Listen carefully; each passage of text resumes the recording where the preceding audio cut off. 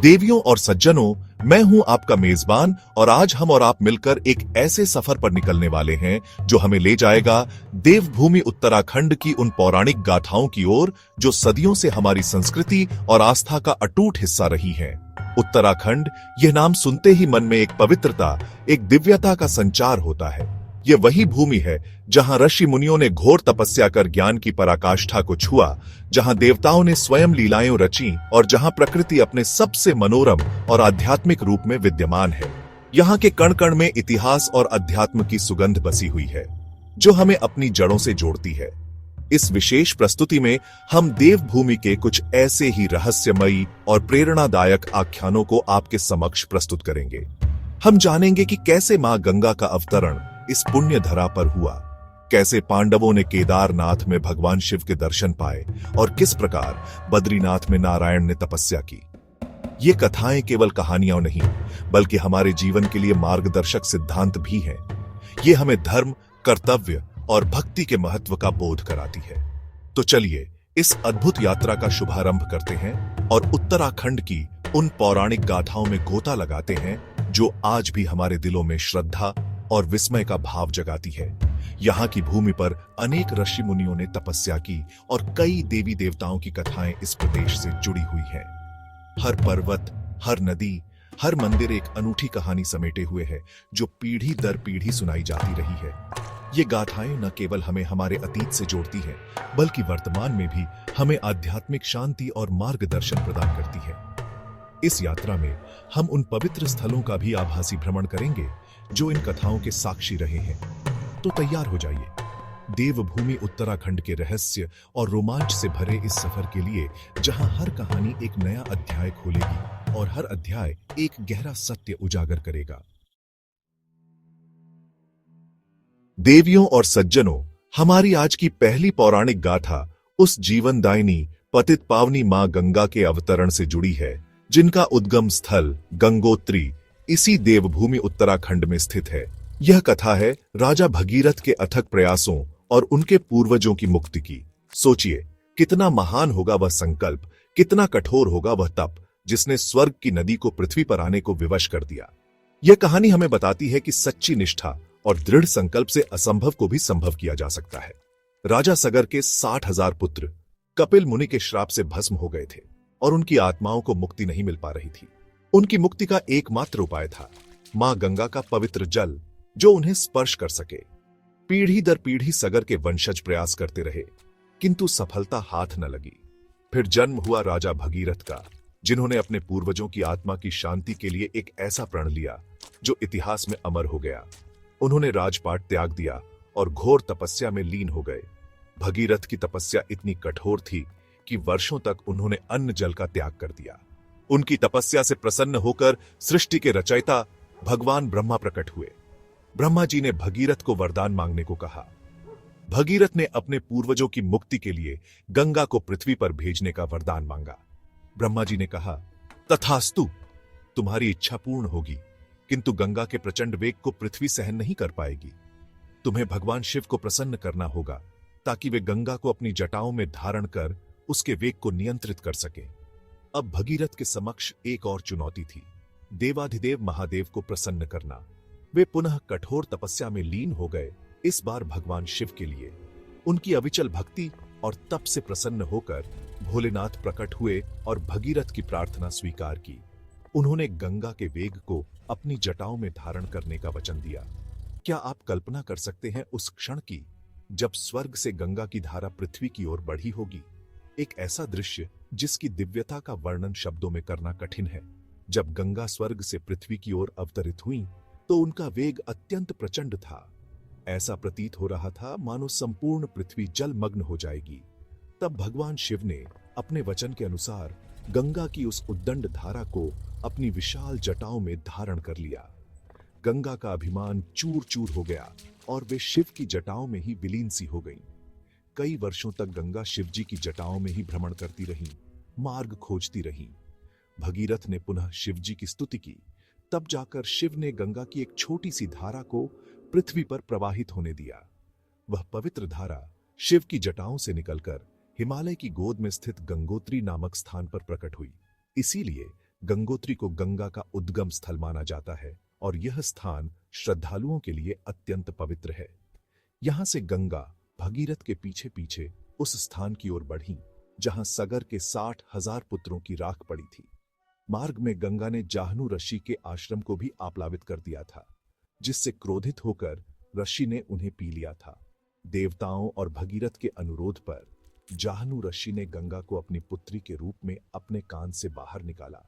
तभी से गंगा का एक नाम जाह्नवी भी पड़ा। अंततः गंगा उस स्थान पर पहुंची जहां राजा सगर के पुत्रों के भस्मावशेष थे।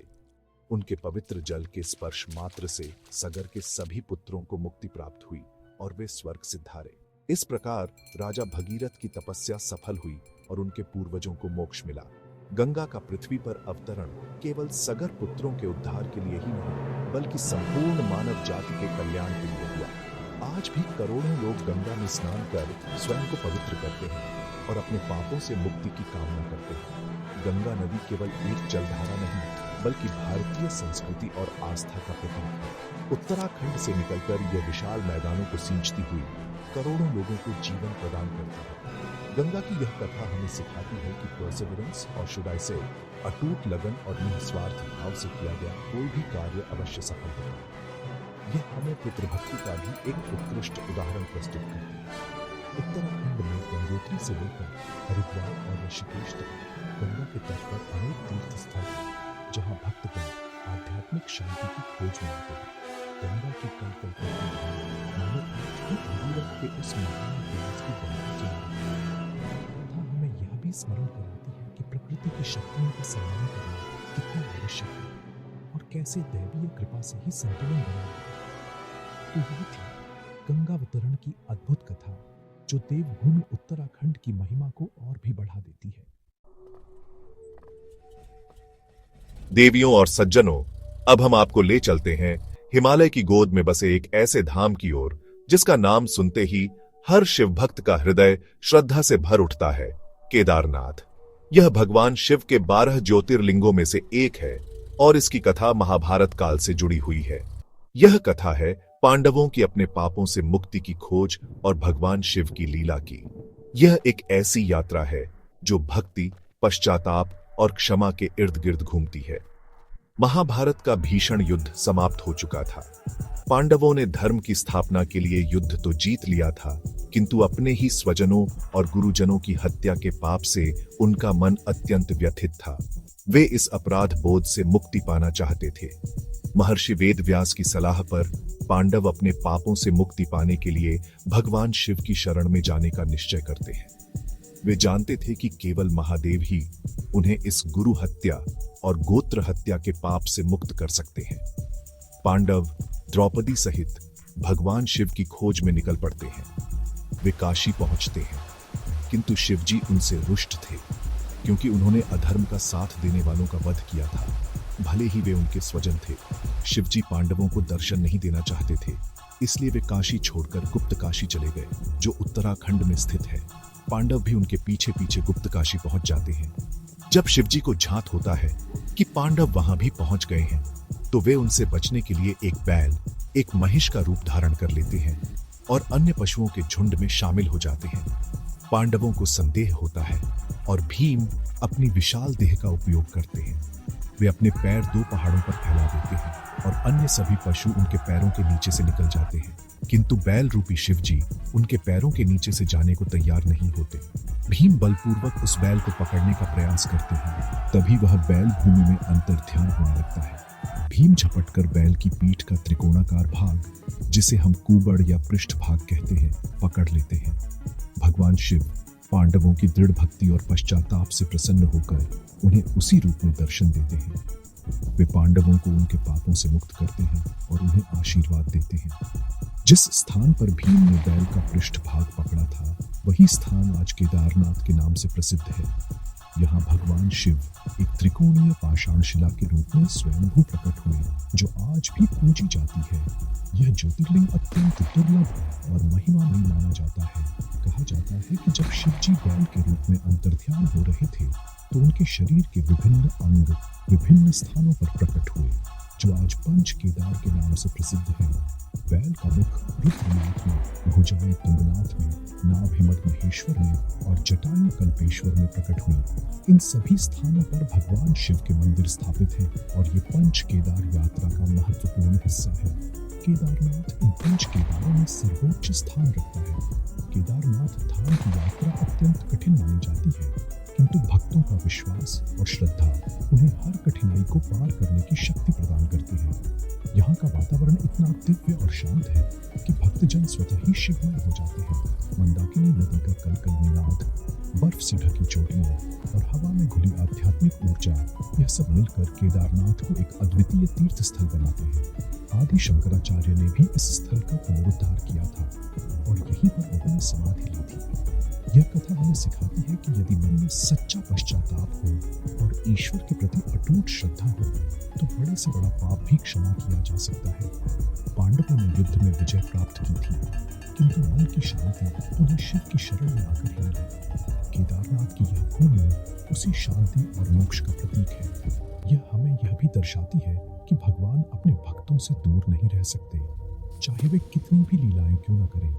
आज भी लाखों श्रद्धालु प्रतिवर्ष केदारनाथ के दर्शनों के लिए आते हैं, अपनी मनोकामनाएं लेकर और अपने पापों का प्रायश्चित करने। यहाँ आकर उन्हें एक अद्भुत आध्यात्मिक अनुभूति होती है जो शब्दों में व्यक्त नहीं की जा सकती। केदारनाथ की यह पौराणिक गाथा देवभूमि उत्तराखंड के गौरवशाली इतिहास और धार्मिक महत्व का एक और प्रमाण है। यह हमें विश्वास दिलाती है कि जहाँ भक्ति है वहाँ भगवान है। देवियों और सज्जनों, हमारी पौराणिक यात्रा अब हमें ले चलती है भगवान विष्णु को समर्पित एक और महातीर्थ बद्रीनाथ धाम की ओर। यह पवित्र स्थल अलकनंदा नदी के तट पर नर और नारायण नामक दो पर्वत श्रृंखलाओं के मध्य स्थित है। बद्रीनाथ की कथा भगवान विष्णु की तपस्या और माता लक्ष्मी के अद्भुत प्रेम और समर्पण को दर्शाती है। यह कहानी हमें बताती है कि कैसे भक्त और भगवान का संबंध अटूट होता है और कैसे प्रकृति भी उस दिव्यता में सहभागी बनती है। पौराणिक मान्यताओं के अनुसार एक समय भगवान विष्णु सृष्टि के कल्याण हेतु एक शांत और पवित्र स्थान की खोज में थे, जहां वे निर्विघ्न रूप से तपस्या कर सके। घूमते घूमते वे इस स्थान पर पहुंचे जो आज बद्रिकाश्रम या बद्रीनाथ के नाम से विख्यात है। उन्हें यह स्थान अपनी तपोभूमि के लिए सर्वथा उपयुक्त लगा। यहाँ की प्राकृतिक सुषमा, अलकनंदा की पवित्र धारा और हिमालय की दिव्य शांति ने उनके मन को मोह लिया। भगवान विष्णु यहाँ एक बालक के रूप में अवतरित हुए और क्रंदन करने लगे। माता पार्वती और भगवान शिव उस मार्ग से गुजर रहे थे। बालक का क्रंदन सुनकर माता पार्वती का हृदय द्रवित हो उठा। वे बालक को उठाने के लिए आगे बढ़ी, किंतु शिव जी ने उन्हें रोक दिया और कहा कि यह कोई साधारण बालक नहीं है। परंतु माता के आग्रह पर शिव जी बालक को अपने साथ ले आए। जब वे अपने निवास स्थान पर पहुंचे तो बालक ने स्वयं भगवान विष्णु का रूप धारण कर लिया और उस स्थान पर अपना अधिकार स्थापित कर लिया जो केदारनाथ के निकट था।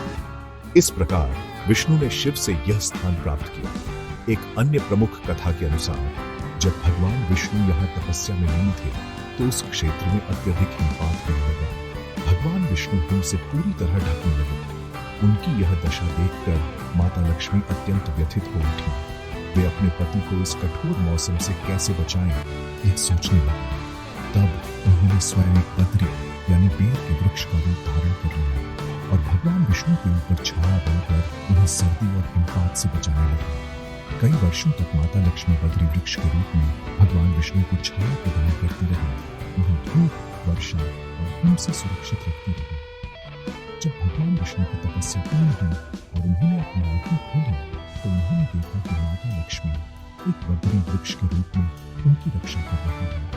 उनकी इस निस्वार्थ सेवा और प्रेम को देखकर भगवान विष्णु को अत्यंत प्रसन्न हुए और भाव व्यक्त कर उन्होंने माता लक्ष्मी से कहा, तुमने मेरे लिए कोई कष्ट सहा और इस कठोर मौसम में बद्री वृक्ष का रूप धारण कर मेरी रक्षा की। तुम्हारे इस भक्ति और समर्पण से आज से यह स्थान तुम्हारे नाम से बद्रीनाथ बद्री के स्वयं के रूप में जाना जाएगा। मेरे साथ पूजा करें। इस प्रकार पवित्र स्थल बद्रीनाथ कहलाया, जहाँ भगवान विष्णु बद्रीनाथ के रूप में भगवान लक्ष्मी बद्री वृक्ष के रूप में पूजा। बद्रीनाथ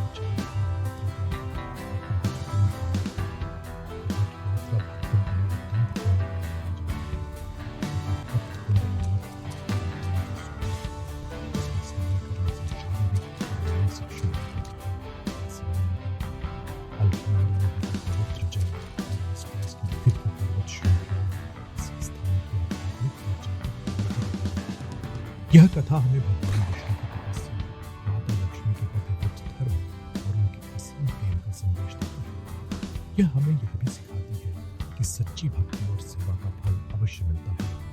बद्रीनाथ की भूमि आज भी उस दिव्य प्रेम और तपस्या की साक्षी है।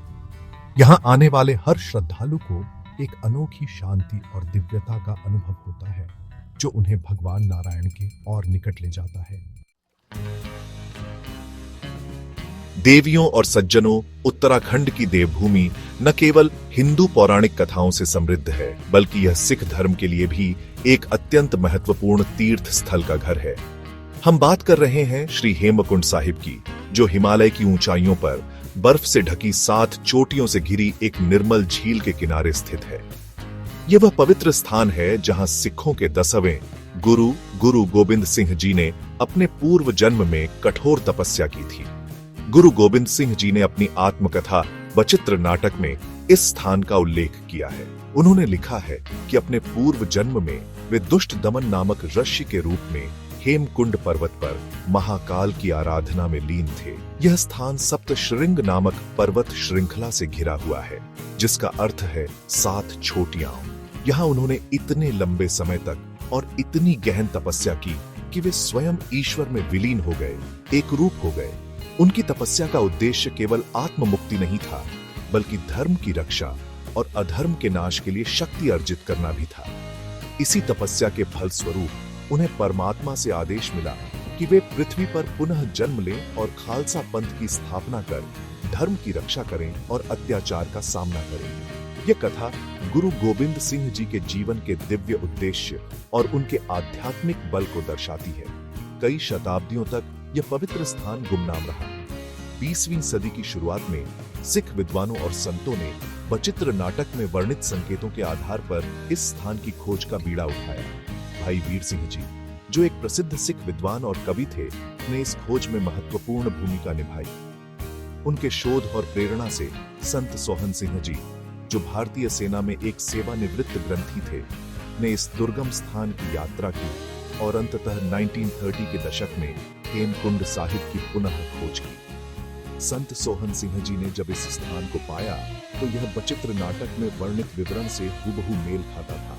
7 पर्वत शिखर और उनके बीच एक सुंदर झील। इस खोज के बाद यहाँ एक छोटे से गुरुद्वारे का निर्माण किया गया। धीरे धीरे इस स्थान की महिमा फैलती गई और श्रद्धालुओं का आना आरंभ हुआ। आज यहाँ एक भव्य गुरुद्वारा शोभायमान है, जो हर साल लाखों सिख और अन्य धर्मों के श्रद्धालुओं को आकर्षित करता है। हेमकुंड साहिब की यात्रा अत्यंत चुनौतीपूर्ण होती है। यह स्थान लगभग 15,200 फीट की ऊंचाई पर स्थित है और यहाँ पहुंचने के लिए गोविंद घाट से लगभग 19 किलोमीटर की कठिन चढ़ाई करनी पड़ती है। परंतु भक्तों का अटूट विश्वास और गुरु के प्रति श्रद्धा उन्हें इस दुर्गम यात्रा को सफलतापूर्वक पूरा करने की प्रेरणा देते हैं।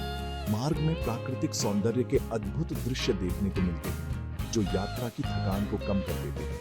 हेमकुंड झील, जिसे लोकपाल झील भी कहा जाता है, अत्यंत पवित्र मानी जाती है। श्रद्धालु इस बर्फीले जल में स्नान कर स्वयं को धन्य मानते हैं। गुरुद्वारे के पास ही लक्ष्मण जी का एक छोटा मंदिर भी स्थित है, जिसके कारण इस स्थान को लोकपाल भी कहा जाता है। कहा जाता है कि लक्ष्मण जी ने भी यहाँ तपस्या की। यह स्थान विभिन्न धर्मों की आस्था का संगम भी प्रतीत है। हेमकुंड साहिब की यात्रा केवल मई से अक्टूबर माह के बीच ही संभव हो पाती है, क्योंकि शेष समय यह स्थान भारी बर्फबारी के कारण दुर्गम हो जाता है।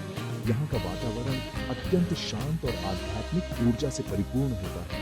ऊंचे ऊंचे पर्वत शिखर, निर्मल झील का जल और गुरुवाणी का मधुर संगीत, ये सब मिलकर एक ऐसा दिव्य वातावरण बनाते हैं जहां मन स्वतः ही परमात्मा से जुड़ जाता है। गुरु गोबिंद सिंह जी की तपोस्थली हेमकुंड साहिब हमें त्याग, तपस्या और धर्म के प्रति समर्पण की प्रेरणा देती है। यह स्थान इस बात का प्रतीक है कि सच्ची साधना कभी व्यर्थ नहीं जाती और परमात्मा अपने भक्तों को उनके महान कार्यों के लिए स्वयं चुनते हैं। देवभूमि उत्तराखंड में स्थित यह पवित्र सिख तीर्थ भारत की सर्वधर्म संभाव की भावना को भी दर्शाता है। देवियों और सज्जनों, हमारी इस पौराणिक यात्रा का अंतिम पड़ाव हमें ले जाता है कुमाऊं की पहाड़ियों में बसे एक सुरम्य स्थल नैनीताल की ओर। नैनीताल न केवल अपनी प्राकृतिक सुंदरता और मनोहारी झील के लिए प्रसिद्ध है, बल्कि इसका संबंध एक अत्यंत महत्वपूर्ण पौराणिक कथा से भी है। यह कथा है माता सती और उनके आत्मदाह की, और कैसे इस स्थान पर एक शक्तिपीठ की स्थापना हुई। यह कथा उस समय की है जब प्रजापति दक्ष ने एक विशाल यज्ञ का आयोजन किया। उन्होंने सभी देवी देवताओं को आमंत्रित किया, किंतु अपने जामाता भगवान शिव और अपनी पुत्री सती को आमंत्रित नहीं किया, क्योंकि वे शिव जी को अपने समकक्ष नहीं मानते थे और उनका रहन सहन उन्हें पसंद नहीं था। जब माता सती को इस यज्ञ के बारे में पता चला तो वे अपने पिता के घर जाने के लिए व्याकुल हो उठी, भले ही उन्हें निमंत्रण नहीं मिला था। भगवान शिव ने उन्हें समझाने का प्रयास किया कि बिना निमंत्रण के वहां जाना उचित नहीं होगा, किंतु सती हट कर बैठी। अंततः शिव जी ने उन्हें जाने की अनुमति दे दी। जब सती अपने पिता दक्ष के यज्ञ स्थल पर पहुंची तो वहां उन्होंने देखा कि उनके पति भगवान शिव का घोर अपमान किया जा रहा है। दक्ष ने शिव जी के प्रति अनेक कटु वचन कहे। अपने पति का यह अपमान सती सहन नहीं कर सकी। क्रोध और ग्लानि से भरकर माता सती ने उसी यज्ञ की अग्नि में कूदकर अपने प्राणों की आहुति दे दी। उन्होंने कहा कि वे ऐसे पिता की पुत्री कहलाने योग्य नहीं है जो उनके पति का सम्मान न करता हो। जब भगवान शिव को सती के आत्मदाह का समाचार मिला तो वे अत्यंत क्रोधित और शोकाकुल हो उठे। उन्होंने अपने गण वीरभद्र को भेजा, जिसने दक्ष के यज्ञ को विध्वंस कर दिया और दक्ष का सिर काट दिया। बाद में देवताओं के अनुरोध पर शिवजी ने दक्ष को बकरी का सिर लगाकर पुनर्जीवित किया।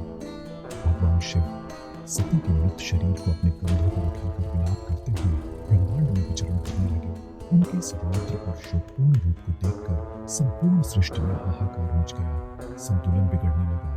तब सृष्टि के पालक भगवान विष्णु ने इस संकट को दूर करने के लिए अपने सुदर्शन चक्र से माता सती के शरीर के विभिन्न अंगों को काट काट कर गिराना आरंभ किया। जहां जहां माता सती के शरीर के अंग या आभूषण गिरे, वे स्थान शक्तिपीठ कहलाए और अत्यंत पवित्र माने जाने लगे। ऐसी मान्यता है कि माता सती की बाईं आंख नैन इसी स्थान पर गिरी थी जहां आज नैनीताल स्थित है। उनकी आंख के गिरने से यहाँ एक आग के आकार की झील का निर्माण हुआ, जिसे नैनी झील कहा जाता है, और यह स्थान नैनीताल के नाम से प्रसिद्ध हुआ। इसी नैनी झील के उत्तरी किनारे पर मां नैना देवी का भव्य मंदिर स्थित है, जो इन 51 शक्तिपीठों में से माना जाता है। माता सती की आंखों की पूजा होती है।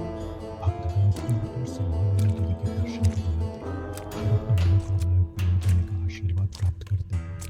मंदिर के गर्भगृह में मां नैना देवी की दो आंखें पिंडी रूप में विराजमान है। नैनीताल झील स्वयं भी अत्यंत पवित्र मानी जाती है। इसका हरा भरा जल और शांत वातावरण श्रद्धालुओं और पर्यटकों दोनों को ही आकर्षित करता है। झील के चारों ओर ऊंचे ऊंचे पहाड़ जैसे नैना पीक, जिसे चाइना पीक कहा जाता है, देवपाटा और केदारपाटा इसकी सुंदरता में चार चांद लगाकर स्थान में केवल एक धार्मिक महत्व रखता है, बल्कि प्रमुख पर्यटन स्थल भी है। पौराणिक कथा हमें स्त्री शक्ति, सतीत्व और न्याय के प्रति प्रतिकार का संदेश देती है। यह भी दर्शाती है कि कैसे दुख और विनाश से भी पवित्रता और दिव्यता का अनुभव हो सकता है। नैनीताल की यह झील और नैना देवी का मंदिर आज भी उस दिव्य घटना के साक्षी बनकर खड़े हैं और भक्तों को मां भगवती की कृपा का अनुभव कराते हैं। देवभूमि उत्तराखंड में स्थित यह शक्तिपीठ इस प्रदेश की आध्यात्मिक विविधता और गहराई को और भी पुष्ट करता है। यहाँ आकर न केवल मन को शांति मिलती है, बल्कि मां नैना देवी की असीम करुणा का भी अनुभव होता है। तो यह थी नैनीताल और मां नैना देवी से जुड़ी पौराणिक गाथा, जो हमें विश्वास दिलाती है कि दैवीय शक्ति हर कण में व्याप्त है। तो देवियों और सज्जनों, यह थी हमारी देवभूमि उत्तराखंड की कुछ चुनिंदा पौराणिक गाथाओं की यात्रा।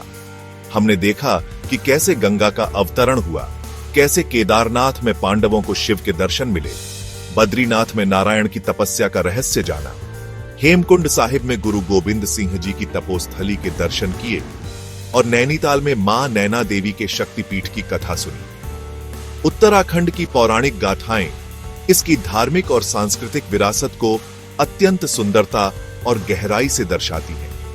ये कथाएं केवल अतीत की कहानियां नहीं, बल्कि हमारे वर्तमान और भविष्य के लिए प्रेरणा और मार्गदर्शन का स्रोत हैं। यहाँ के मंदिर, नदियां और पर्वत न केवल प्राकृतिक सौंदर्य से भरपूर हैं, बल्कि आध्यात्मिक ऊर्जा से भी ओतप्रोत हैं।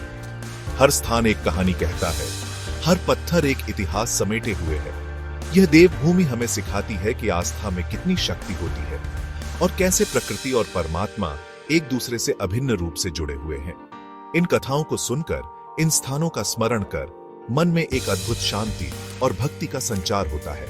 यह धरोहर हमें हमारी जड़ों से जोड़ती है और हमें एक बेहतर इंसान बनने की प्रेरणा देती है। आशा करते हैं कि आपको यह आध्यात्मिक सफर पसंद आया होगा और इन कथाओं ने आपके हृदय को छुआ होगा। उत्तराखंड की पौराणिक गाथाओं का भंडार असीम है। हमने तो केवल कुछ ही मोतियों को आपके समक्ष प्रस्तुत किया है। क्या आप इस स्क्रिप्ट में कोई विशेष कथा जोड़ना चाहेंगे, या आपके पास भी देवभूमि से जुड़ी कोई ऐसी ही अद्भुत कहानी है? हमें टिप्पणी में अवश्य बताइएगा। तब तक के लिए हमें आज्ञा दीजिए। नमस्कार, शुभ रात्रि।